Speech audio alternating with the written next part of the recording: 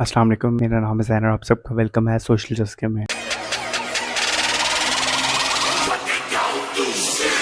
तो आज की वीडियो में हम सबसे पहले बात करेंगे रजब भट्ट के बारे में। फातिमा खान यादव का, जिन्होंने रजब भट्ट का टैटू बनवाया था अपने हाथ पे। और उसके बाद कुछ टाइम पहले उनका एक पॉडकास्ट भी काफ़ी वायरल हुआ था जिसमें उन्होंने बहुत सी बातें की थी कि रजब ने जो 45 लाख की वॉच गिफ्ट की है, न्यू वर्जन ऑफ रोलेक्स रजब भट्ट की तरफ से जी 45 लाख। मैं उनके साथ दुबई घूम कर आई हूँ दुबई गई थी और भी बहुत सारे उन्होंने मुझे गिफ्ट दिए हैं। उन्होंने मुझे करबला से दिलवाया था पर्पल की काफी ज्यादा परफ्यूम्स दिए हैं। तो उसके बाद फिर उन्होंने अपोलोजाइज भी कर लिया था। उन्होंने कहा था मैं बस एक फैन गर्ल हूँ, मैं एज अ फैन ये सब इसके लिए कर रही हूँ भाई, मैं नहीं घूमी फिरी उसके साथ। जैसे कि साइलेंट गर्ल थी, उसने जुल्करनैन का नाम यूज करके उसको वो किया।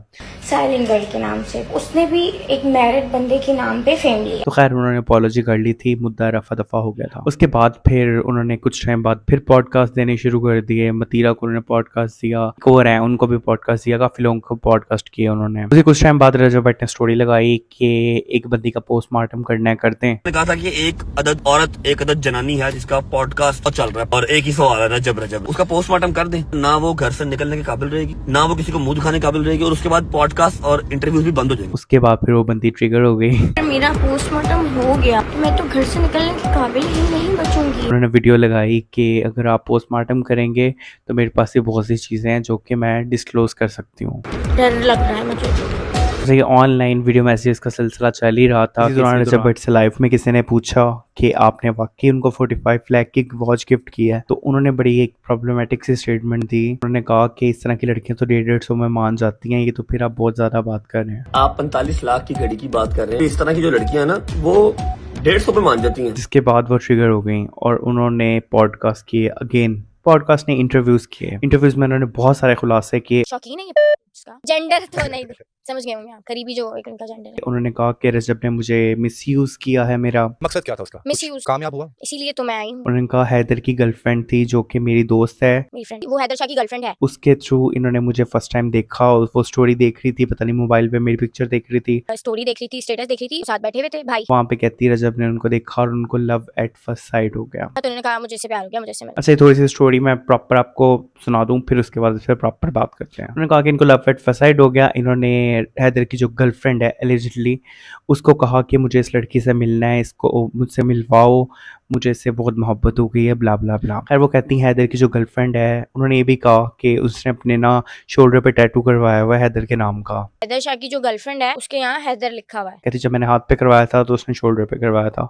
और वो लड़की सीरत है, उसकी पिक्चर्स भी आ रही हैं, वीडियोस भी आ रही हैं कि उसके शोल्डर पे हैदर के नाम का टैटू है। खैर इन शॉर्ट उन्होंने कहा कि वो लड़की मुझे इससे मिलवाने लेके चली गई, मेरे घर से आके मुझे मिन्नतें करके लेके गई, चलो चलो चलो। वहाँ पे हम लोग मिले। उन्होंने कहा 4 से 5 दिन, आई थिंक 4 नाइट्स और 4 डेज मैं इनके साथ रही हूँ। Totally 4 day and 4 nights. इन्होंने मेरा मिसयूज किया है, इन्होंने मुझे हवस का निशाना बनाया।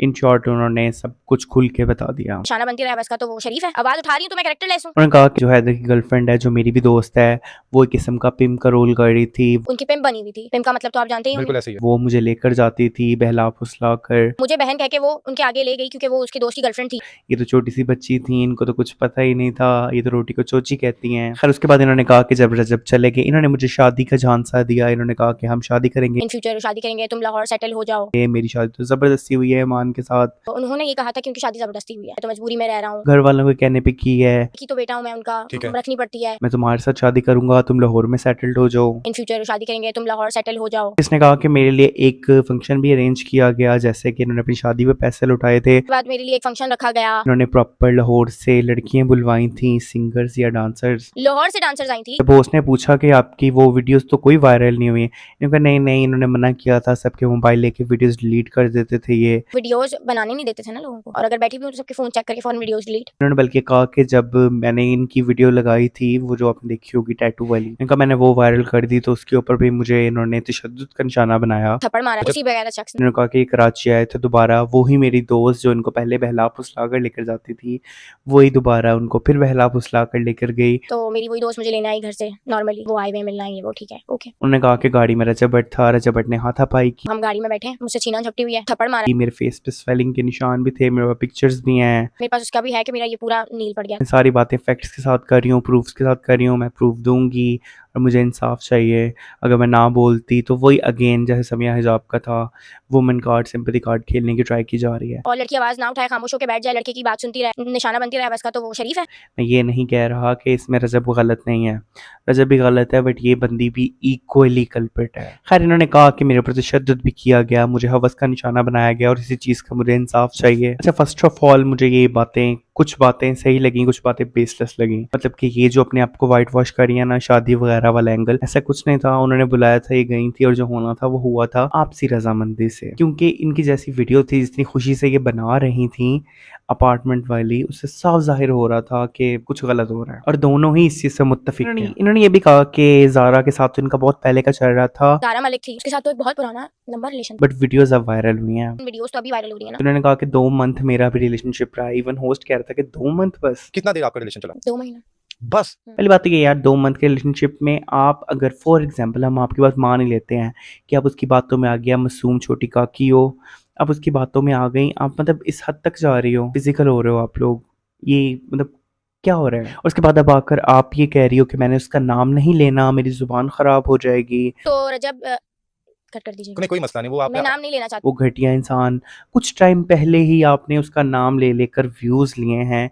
आपने ये वाली बात उड़ाई कि मैंने वॉच ली, फिर आप उस बात से डिनाई कर दिया कि मैं तो फ़ैन गर्ल हूँ, मेरा तो दोस्त ही नहीं है। मैं एज अ फैन ये सब इसके लिए कर रही हूँ। पहले आपने उसको दोस्त कहा था, हम मिले, दोस्ती हुई, उसके बाद फिर अब आप दोबारा कह रही हैं मैं रिलेशनशिप में थी, हमारी शादी होने वाली थी। कितना देर आपका रिलेशन चला? 2 महीना, इन फ्यूचर शादी करेंगे। मतलब क्या, किस तरह की आपको लग रहा है कि आवाम यहाँ पे पागल बैठी हुई है कि आप कुछ भी बोलो अगर हम लोग मान लेंगे? हम उसको रजब को बिल्कुल जस्टिफाई नहीं कर रहे, बट यहाँ पर ये बंदी ज़्यादा गंद कर रही है। आप इतने मासूम तो हो नहीं, आप बैठ के इंटरव्यू दे रहे हो और कह रहे हो कि मैं वीडियोस डाल लूंगी, मैं वीडियोस वायरल कर दूंगी, मैं ये कर दूंगी, मैं वो कर दूंगी। उसके बाद आप ऑडियंस से चाह रहे हो कि वो आपका साथ दे। आपको मतलब गंद आपने हमसे पूछ के किया था, सॉरी टू से, आप दोनों ने। जो अब इंसाफ अब हमारे पे डाल रहे हो, जो उठता है वो ऑडियंस को हमें आप लोगों का साथ चाहिए, आप लोगों का इंसाफ चाहिए। हमसे कोई इंसाफ की उम्मीद ना करो, आपके पास प्रूफ है, आप अदालत में जाओ, उनको लेकर जाओ, देख लेते हैं क्या होता है। बाकी खैर, जहाँ पर रजब की बात हो रही है वहाँ पे बात करते हैं। उनके बेटा पैदा हुआ है, उन्होंने तो ऑफिशियली बहुत टाइम बाद बताया, उससे पहले डॉक्टर्स ने वीडियोस वायरल कर दी थी Rajab but blessed with a baby boy today in our hospital. और बता दिया था कि उनके बेबी बॉय हुआ है। काफ़ी क्लिप्स चल रहे थे, उनके साथ डॉक्टर की वीडियोस आ रही थी। वो सब लोगों को ऑलमोस्ट 1-2 दिन पहले ही कंफर्म हो चुका था। फिर उसके बाद जब ऑफिशियली रजब ने व्लॉग डाला, इमोशनल हो गए। उन्होंने कहा कि भाई ये भी इतिहास के पन्नों में लिखा जाएगा कि मेरे बेटे के टाइम मैं उसकी खुशी में मौजूद नहीं था, मेरे ऊपर झूठे इल्ज़ाम लगाए गए, झूठे केस बनाकर मुझे अपने मुल्क से दूर किया, मुझे मेरे अपनों से दूर किया। खैर काफ़ी इमोशनल व्लॉग था वो भी। बाकी ईमान घर आए, ईमान का वेलकम किया, गज़ल वगैरह ने, पूरी फैमिली ने, सब ने ईमान का बहुत अच्छे से वेलकम किया। इसके बाद बेबी का नाम डिसाइड हो गया आज, किवान सुल्तान चाह रहे थे रजब बट, और किवान चाह रही थी ईमान। आई थिंक कोई टर्किश नेम है, इसका मतलब है ब्रेव, और सुल्तान का मतलब है बादशाह, बहादुर बादशाह। पर अभी प्रॉपर डिसाइडेड नहीं है। उन्होंने कहा देख लेते हैं, हम लोग अपने सैयद जो हैं उनसे पूछ लेते हैं, कंफर्म कर लेते हैं कि ये उसके साथ जाएगा या नहीं जाएगा, तो फिर कहते नहीं तो चेंज कर देंगे। वरना रजब चाह रहे थे कि उसका नाम बिलाज रखें। खैर रजब ने ये भी कहा कि डॉक्टर्स ने मेरे बच्चे की वीडियोस लीक कर दी हैं, पिक्चर्स लीक कर दी हैं। अच्छा, मैं ऐसी जो लीक वाली चीज़ें होती हैं मैं उनको कवर नहीं करता, ना मैं लगाता हूँ, क्योंकि जब तक ऑफिशियली जो मतलब हैं वो खुद इस चीज़ को डिस्क्लोज नहीं करते, रिवील नहीं करते, तब तक आई थिंक अनएथिकल हरकत है कि आप मुंह उठा के किसी का भी फेस रिवील कर दो। खैर अल्लाह ताला माँ और बच्चे दोनों को सेहत तंदुरुस्ती वाली ज़िंदगी दे। जस्ट होप के ईमान और बेबी जल्दी जाएं रजब के पास दुबई।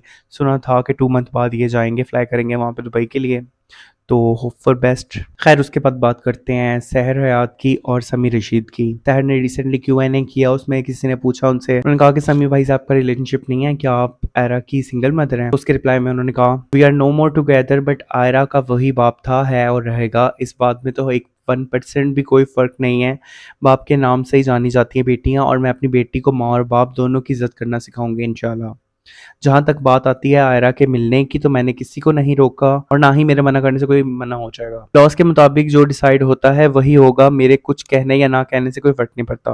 बाकी आप लोग भी पाकिस्तानी लॉ से वाकिफ होंगे, उम्मीद है इस पर दोबारा बात नहीं करनी पड़ेगी। विच मीन्स कि उन्होंने क्लियर कर दिया कि समी ने आई थिंक कुछ टाइम पहले कहा था कि मुझे मेरी बेटी से मिले हुए काफ़ी टाइम हो गया या मुझे मिलने नहीं दे रहे, तो उसी का उन्होंने इंडायरेक्ट रिप्लाई कर दिया है कि हमारी तरफ से कोई ऐसी ममानत नहीं है, हमने कोई मना नहीं किया, वो आए अपनी बेटी को मिलें लीगली तरीके से। बाकी उसके बाद छोटी सी बात करते हैं। कशिफ अंसारी का आपने याद होगा लास्ट वीडियो में मैंने बात की थी कि उन्होंने अनाउंस कर दिया है, तो उनका बड़ा क्यूट सा बेबी शावर हुआ। अच्छा मुझे बेबी शावर, गोद भराई जो भी आप कह लें, अच्छा मुझे बड़ा अच्छा लगा, बड़ा देसी टाइप का था।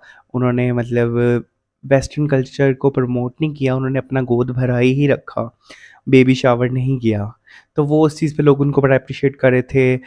और हेट भी मेरा था कि कुछ बहुत सी पर्सनल चीज़ें थी जो कि वो अपने व्लॉग्स में शेयर कर रही होती हैं, अपनी प्रेगनेंसी की जर्नी, कैसे उनको मतलब इस चीज़ का आइडिया हुआ कि वो एक्सपेक्ट कर रही हैं, तो ये सब चीज़ें कुछ पर्सनल होनी चाहिए। तो इस चीज़ के ऊपर उनको बैकलैश मिला है, बाकी वो बहुत अच्छी लग रही थी। अच्छा मैंने सोचा था कि मैं ना एक सेगमेंट बनाऊंगा अपना, उसमें ना हम सब की लव स्टोरी ज़रा डिस्कस किया करेंगे।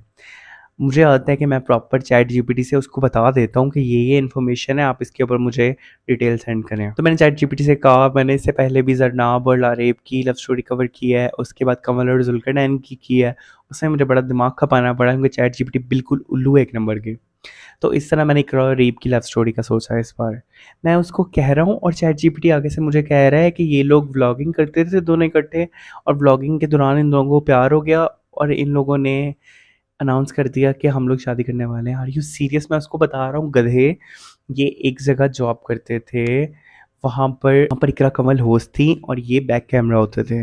वो फिर मेरे साथ बहस कर रहा है कि नहीं व्लॉगिंग से डिस्क्लोज। हाँ भाई, व्लॉग पे इन्होंने फेस रिवील किया था, लेकिन डायरेक्ट बात ही रिश्ता पक्का होने से हुई थी। उससे पहले की स्टोरी वो कितनी बार बता चुके हैं, आई थिंक नादिर अली के पॉडकास्ट में भी उन्होंने बताया। तो उस दिन के बाद मेरा तो ना चैट जीपीटी से ट्रस्ट उठ गया कि भाई ये करती वो ही है, इसके पास कख इन्फॉर्मेशन नहीं होती है, इधर से बात पकड़ उधर से बात पकड़, इसको बकायदा नाम भी अब स्पेलिंग के साथ बता देंगे फिर भी ये मिस्टेक करेगी। तो वो वाली मेरी सीरीज ही रह गई। मैंने सोचा था, मैंने कहा आप लोगों से शेयर करूंगा स्टेप बाय स्टेप कैसे मिले थे, फिर आगे बात कैसे बढ़ी, फिर फेस रिवील हुआ, बात पक्की हुई, निकाह हुआ, शादी हुई, शादी के इवेंट्स, अब माशाल्लाह वो पेरेंट्स बन गए हैं। तो बस ये चैट जीपीटी बीच में ना बहुत सारी रुकावटें ला रही है, वरना आप लोगों के लिए बहुत मजे मजे का कंटेंट है। बाकी छोटी सी बात ये भी करते हैं, कैटरीना कैफ और विकी कौशल ने अनाउंस कर दिया फाइनली कैटरीना एक्सपेक्ट कर रही हैं। तो उस पर रबिका खान ने कमेंट किया, ओ सो क्यूट, और शाहताज खान ने उनको कंग्रेचुलेट किया। अच्छा इस तरह का जब कोई भी सीन होता है ना, कोई भी बॉलीवुड वगैरह के एक्टर अनाउंस करते हैं, तो उस पर जो हमारे पाकिस्तानी स्पेशली जो टिकटॉकर्स वगैरह होते हैं वो कमेंट करते हैं, तो वाम तप जाती है। इनका क्या मकसद बनता है, इनका क्या तुक बनता है यार, उनका इंस्टाग्राम उनकी मर्जी, अगर उन्होंने कर दिया है तो आपको क्या जाता है। ये तो फैक्ट है कि हम लोग बॉलीवुड को ही देख देख कर बड़े हुए हैं। अब वो शाहरुख खान के बेटे की जो आई है, उसका नाम पता नहीं क्या है, मेरे से प्रोनाउंस नहीं होता, ठीक है जो भी है, अब वो सब लोग देख रहे हैं और वो ट्रेंड भी कर रही है नेटफ्लिक्स पे। फिर उसके बाद हम कहेंगे नहीं हमें तो नहीं पता, हमने तो इनको नहीं करना, ना ना ना, आप फुप्पो लगती हैं, आप खाला लगती हैं जो आप उनको मुबारकबाद दे रही हैं। तो यार उन्होंने मुबारकबाद दी, उन्होंने लेनी होगी ले लेंगे, नहीं लेनी होगी ना, से आपका क्या जाता है। बाकी खैर ओवरऑल यही थी आज की वीडियो। आई होप आप लोगों को अच्छी लगी होगी तो प्लीज़ चैनल को सब्सक्राइब कर लें, वीडियो को लाइक कर दें, कमेंट करें और दोस्तों के साथ शेयर करें। बाकी मिलते हैं इंशाल्लाह नेक्स्ट वीडियो में, तब तक के लिए अपना ख्याल रखिएगा। अल्लाह हाफिज़।